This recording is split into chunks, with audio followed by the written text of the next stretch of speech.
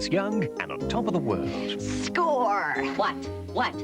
I've just been invited to spend 3 days in the Springs with Wanda and her family. Hi, son.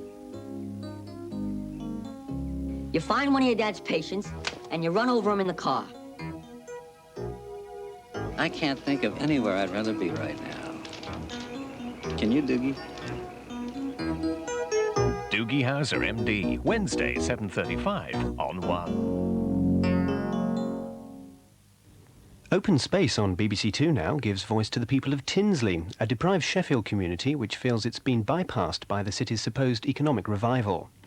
Here on 1 in half an hour, Noel Edmonds has more TV teasers for those Telly Addicts. First, we join Lynn Faulds and John Stapleton to answer more consumer complaints in Watchdog.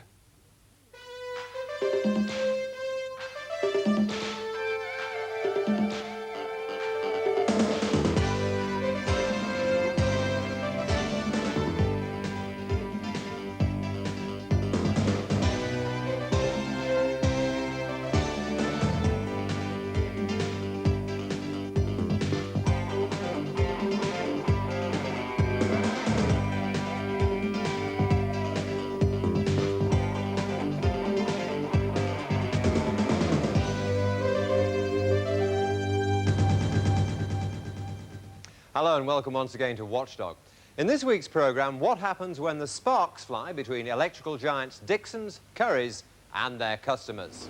And how we're launching National Consumer Week by helping to say good riddance to a load of dangerous rubbish. And our search for the best of British comes up with a contraption called Casanova. What is it?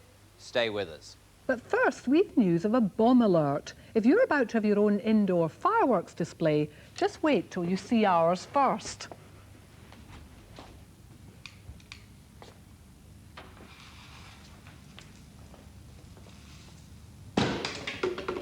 Wonderful.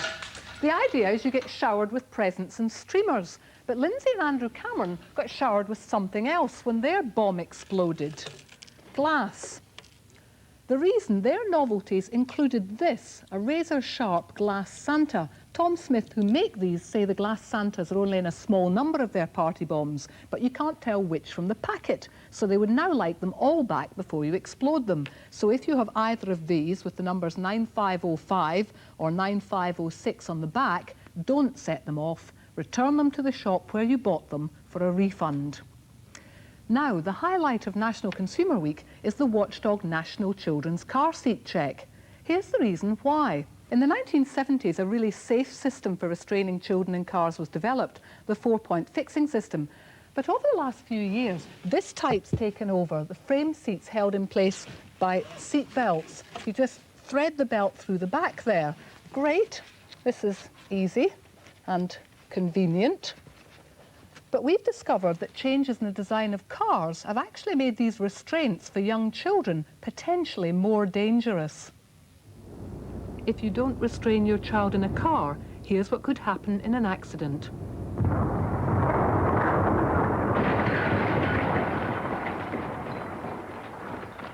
"60 children a year are killed because they were left loose in the car."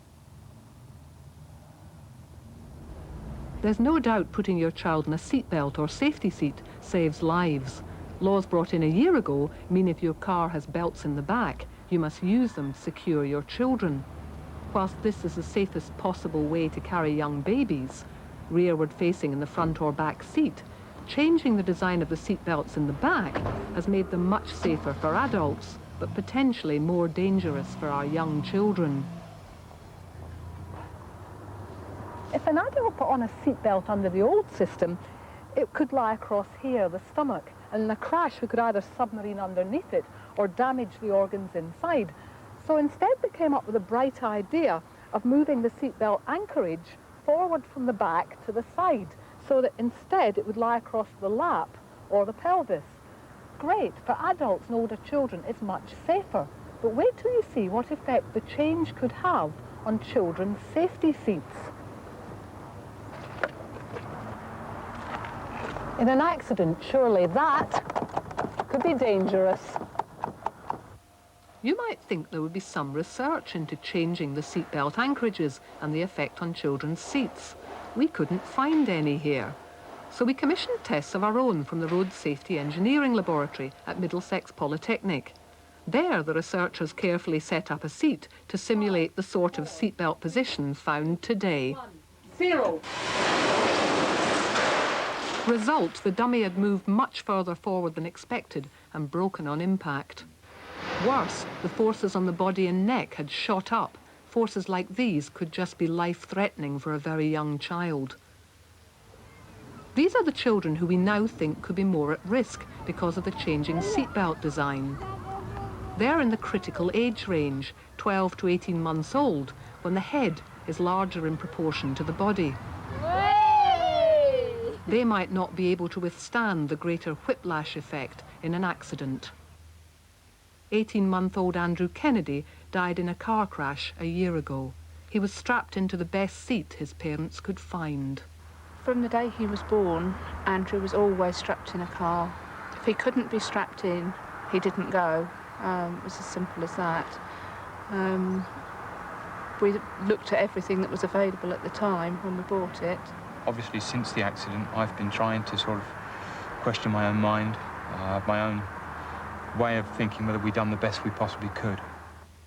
The accident which killed Andrew was severe. He died instantly from head and neck injuries. His father, a designer who's worked in the car industry, believes Andrew might have survived if better restraints were available.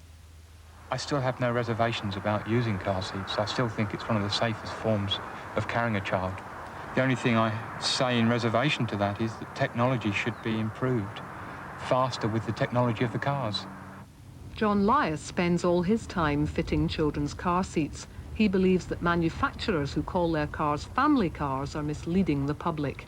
The name family car infers that it's suitable for carrying a family, but in many cases, the seat belts are not suitable to restrain children or car seats or booster seats. There's no such thing as a universal fitting car seat. Full stop.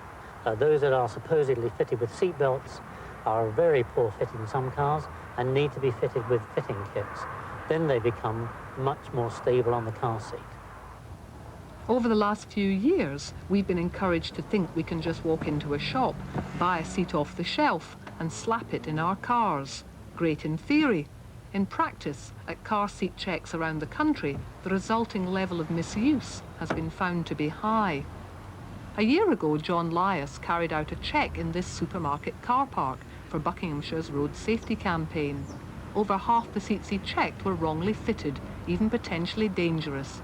We asked him to carry out the experiment again for Watchdog, checking cars at random.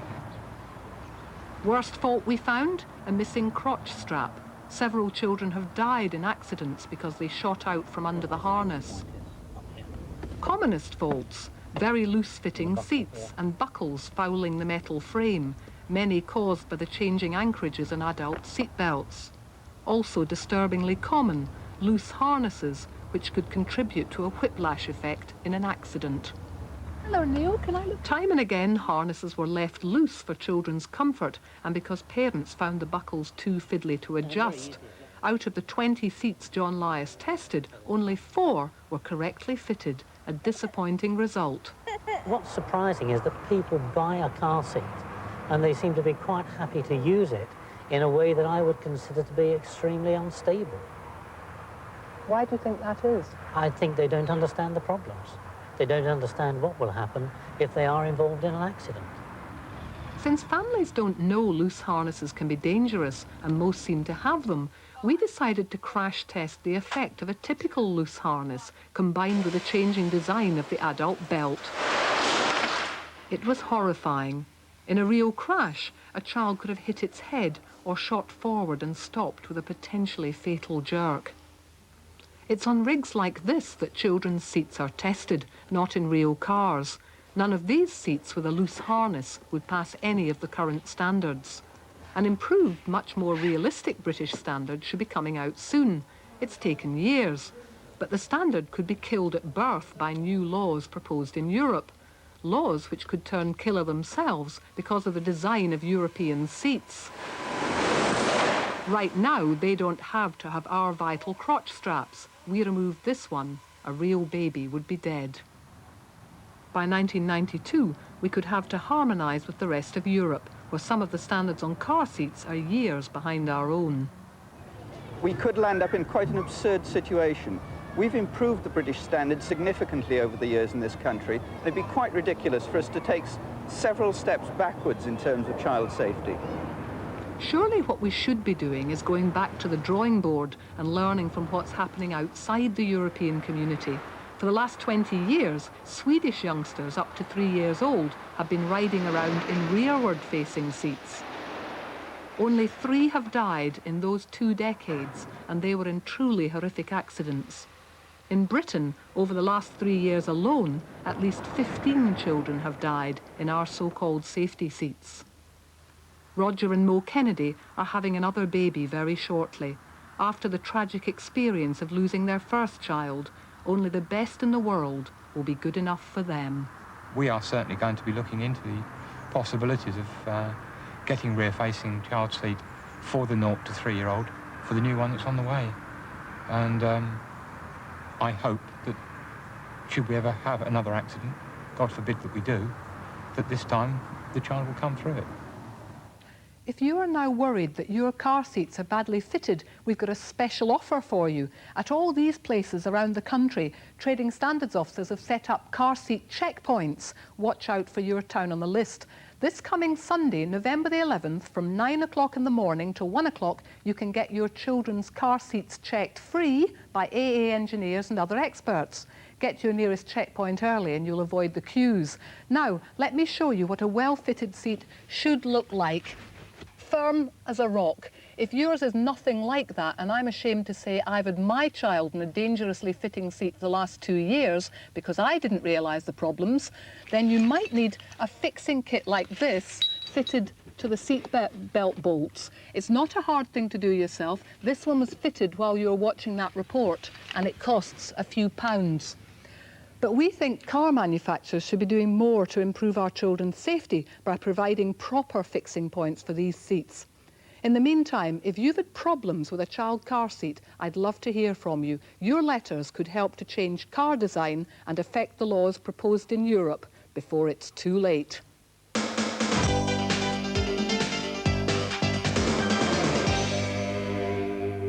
Those of you who were watching our Best of British spot last week will recall that a combination of a lack of time and my pathetic inability to open a can properly meant that we never really saw the content of this, a tin of Hartley's jam lovingly preserved for at least 70 years. Its owner, Florence Kite, 90 years old, God bless her, and watching the programme down in Hampshire, was rather disappointed, and why shouldn't she be? After all, she and her mother had stored it in their larder since the days of the First World War. So today we've come down into the lush environs of the BBC canteen to try and find out what Florence's jam really is like. And to examine it, I'm joined by Hartley's UK Sales Marketing Director, Nigel Gardner. Nigel, before we do examine it, there's no doubt in your mind it is the genuine article. Oh, quite definitely the genuine article. OK, well, let's see if we can now succeed where last week I failed so dismally and actually open this. We've got not the First World War can opener I had last week, but a much more modern one, so God willing, we should crack it this time.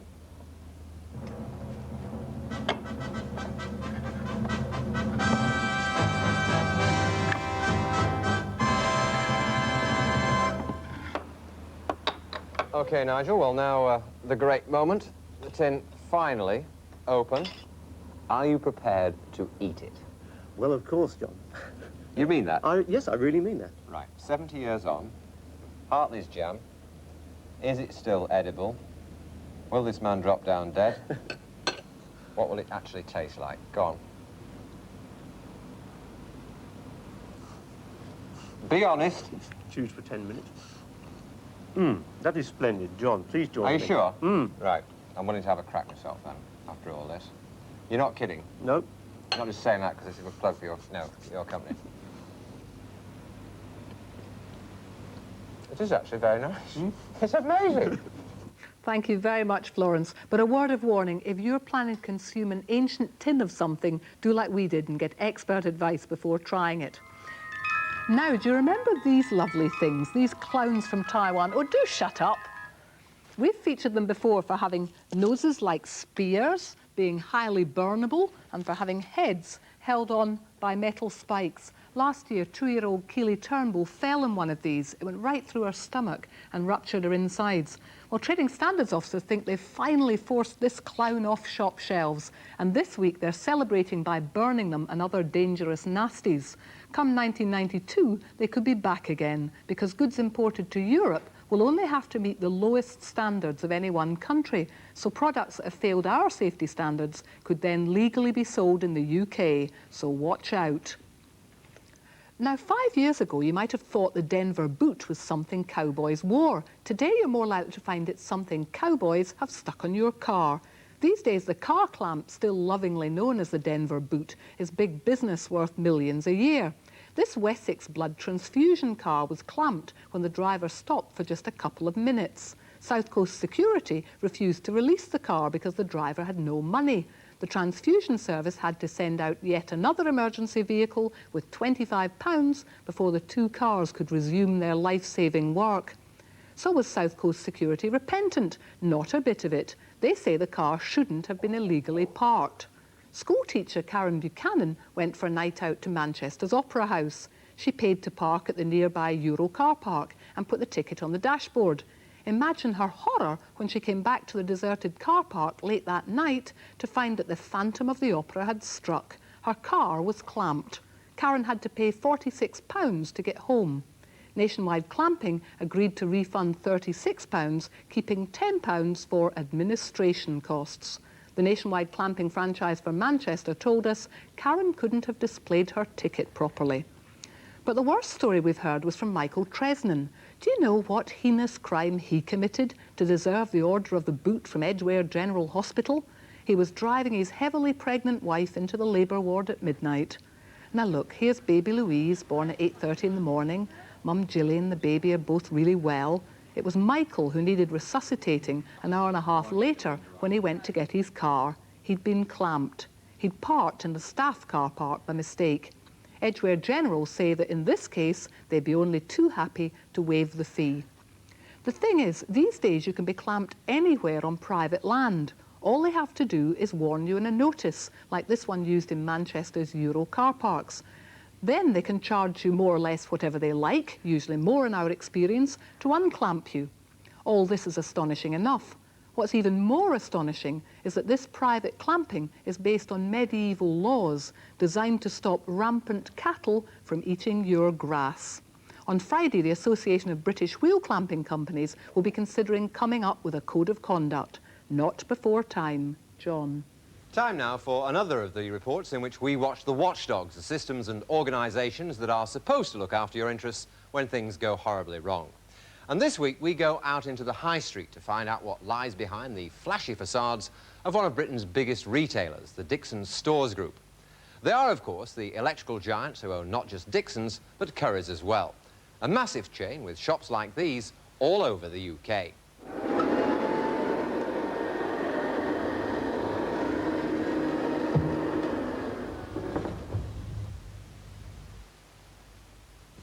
You'd be hard-pressed to find a home in Britain that did not contain something bought in either Dixons or Currys. They have more than 900 stores scattered around the UK, selling everything from fridge freezers to videotapes. And with more than 300,000 buying customers every week, it's hardly surprising that from time to time, things go wrong. So when your recorder stops recording or your telly goes on the blink, how switched on are they at putting things right? That's your receipt and guarantee. It's important you keep hold of that one. If you want to... Like many other retailers, the Dixons Stores Group prefer you to get your problem sorted out at local level. If you're not happy with the result, you can call the head office. But that might be easier said than done. In November last year, Andrew and Helen Price reckoned they spent an hour on the telephone 3 days running trying to complain about a broken microwave. When they did eventually get through to head office, they were told they'd get a call back. They never did. When Andrew phoned his local branch, he was accused of liking to complain. But at least the Prices were able to find the head office number. When Karen Marshall wanted to complain about her dishwasher, she was told by her local store that the head office number was unavailable because it was locked in a filing cabinet. The head office, with that elusive and very busy telephone number, is in West London, and customer complaints are handled here in the Customer Services Department. The aim is for letters to be acknowledged within 48 hours and telephone calls to be answered within a few seconds. John Clare, the managing director of the Dixons Stores Group, blames previous difficulties on the changeover to a new telephone system. There was a period of a few weeks where the installation of the new system caused us some problems and left us leaving some customers with the problem that your viewer has experienced. I hope that that's very much in the past, and our experience to date is that we've got on top of that problem.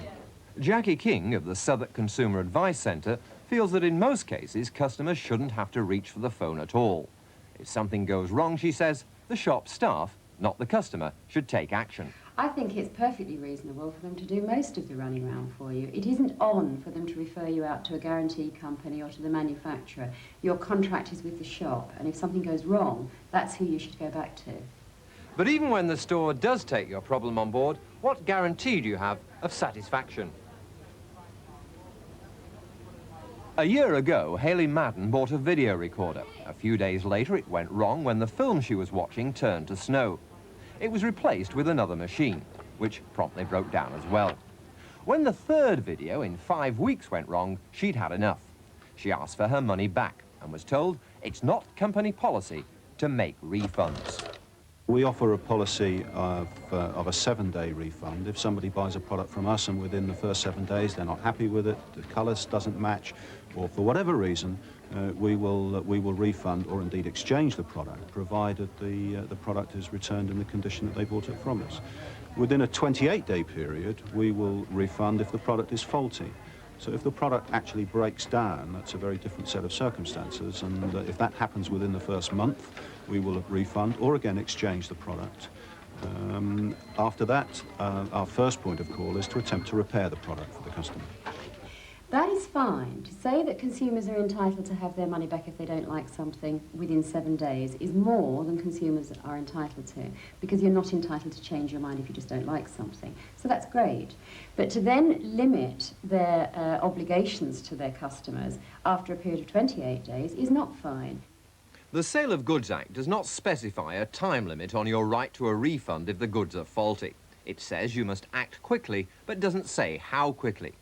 If the shop refuses to negotiate, you can take your case to court for financial compensation. You do not have to accept a repair or replacement if you don't want to. Hayley Madden was entitled to a refund. She didn't want a fourth video from Currys, but was given no choice but to accept one. I can only apologise to the customer. You have a set of circumstances that I believe are fairly rare. Rare may be, but the customer services department gets 450 queries a day, the majority of them complaints. It sounds a lot, but it's only fair to remember that at Dixons and Currys, people buy 50,000 different items every day. It's only fair to remember also that electrical goods are far more likely to develop faults than most other products, which is where Mastercare, the repair arm of the Dixons Stores Group, steps in. But just how efficient are they at ensuring that the rhetoric matches the reality? Mastercare certainly has all the gear. The central spares office houses 35,000 different lines, from tiny light bulbs to television casings. And according to Mastercare's managing director, David Hamid, any one of those parts can be in your home within days. We have 21 service centres spread throughout the UK. Each one has its own computer, each one has its own workshop, and each one has its own set of engineers, up to 40 in radio-controlled vans. The idea is that they will order spare parts from this warehouse here, and if they order by 5 o'clock of an evening, we will have the part with them the following morning. If the part is in stock here, you should have your product fixed within around 7 days. I can get somebody to you tomorrow afternoon, Mrs. Smith, which is sometime after 12 o'clock. The regional centres keep a track of what jobs are being done where through a sophisticated computer system. But still, things can go wrong. Annette Tinworth's problem sounded simple enough. Her microwave oven needed a new casing after it developed heat marks. Easy. The engineer would bring a new one. He did. But 4 times it was either the wrong size or the wrong colour. In the end, it took Annette 7 months to get a part that was both the right size and the right colour. we have 500 engineers or more visiting 5,000 homes every day. And whilst the majority, by far the majority of those calls leave customers very satisfied with products that are repaired first time, occasionally things can go wrong. And in this particular instance, something went wrong, and it went wrong on 2 or 3 separate occasions. And the customer was left very dissatisfied, and I apologise to that customer. They also have a system of apologising to customers when the engineer doesn't turn up at all, although they claim that's a rare occurrence. We believe our engineers do turn up and will turn up when we say they do, and we back that with a promise. It's a promise that we print on every service report which every customer gets, and if we don't turn up, we will give them £20 worth of vouchers. If you've had to take a day off work and somebody hasn't turned up, you may earn more than £20 a day, and you are entitled to claim what you have lost. You're also entitled to claim the cost of abortive phone calls and all the rest of it. What would be your reaction if one of your customers said, well, that's very nice, thank you very much indeed, but actually I've lost £70 today through having to stay off work? By and large, the promise we make is written on the service report. We would look at everything on its individual merits, as you'd understand. It's generally agreed the customer service offered by the Dixons Group has been gradually improving. Mastercare carry out 1.5 million repairs a year, and in the last 4 years they've cut the number of complaints to head office by nearly 2/3. Now the Dixons Stores Group plans to spend more than £3 million on staff training they believe will benefit the customer. Don't worry. Yes? I have to accept that we're not perfect. You have a number of complaints you've spoken about today which illustrates that point very vividly. We are trying harder by the day. We're sure they are trying harder, but all these people who've written to us during the last 12 months would agree with Mr. Clare that the Dixons Stores Group still has some way to go. We'll be passing this lot on to them. And if you want to contact either Dixons or Currys direct, this is the address to write to. It's Customer Services, the Dixons Stores Group, 46 to 50 Uxbridge Road, London W5 2SU. And don't forget, any problems, let us know.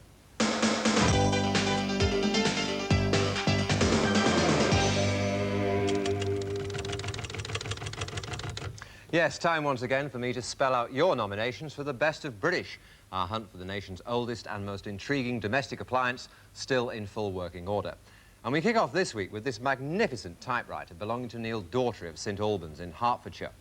It was made by Imperial in Leicestershire back in 1915, some 75 years ago.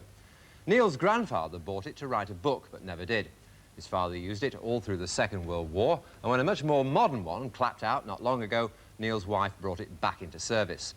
Right alongside it, this lamp, owned by Donald Christie from Poole in Dorset. It was made by a company called Herbert Terry & Sons, based at Redditch in Worcestershire, the original manufacturers of the Anglepoise. It came into the Christie family as a wedding present some 52 years ago, and I have to tell you, Mr. Christie, it's about time you changed the flex on this one, because our lads here in the studio tell me that is decidedly dodgy. So let's move on and meet Edith Brady from Hyde in Cheshire, hard at work making curtains on her Jones Brothers sewing machine. It was bought by Edith's mother in 1921, 69 years ago, for the then tidy sum of £12, 18 shillings and sixpence. We know that because, along with the manual explaining how it works, believe it or not, Edith still has the receipt. And last, but by no means least, just take a look at this, will you, and imagine for a moment what it might be. No idea? Well, let me tell you. It's a bed warmer, nominated by Anne Smith from North London. Anne says it dates back to 1933, and for reasons which won't escape you, it's known in the family as Casanova. Now, we're not sure that this is British, so if you can help us trace its origin, please tell us. But we included it because, well, quite frankly, we couldn't resist it. And who could resist this, the pathetic lump of plastic we're offering to the winner of our little contest? So please, keep your nominations rolling. And that's it for this week. If you want more details of the National Car Seat Check, please ring our hotline. Until the same time next week, from Lynn, from me and from all the team, bye-bye. Bye-bye.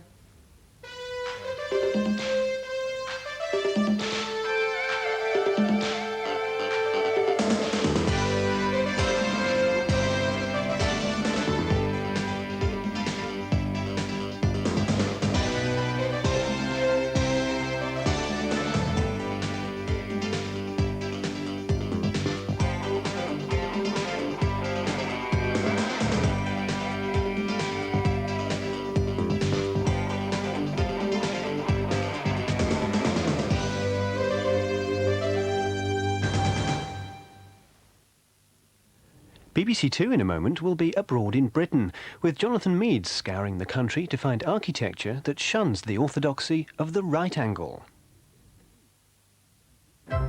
Trouble this week at the Bucket Bouquet residence. The vicar's coming for tea and light refreshments. Now, with regard to what to wear, I think one of us should look attractive in something tasteful and summery floral. What will you wear? And then, of course, there's Rose. Just keeping up appearances in half an hour.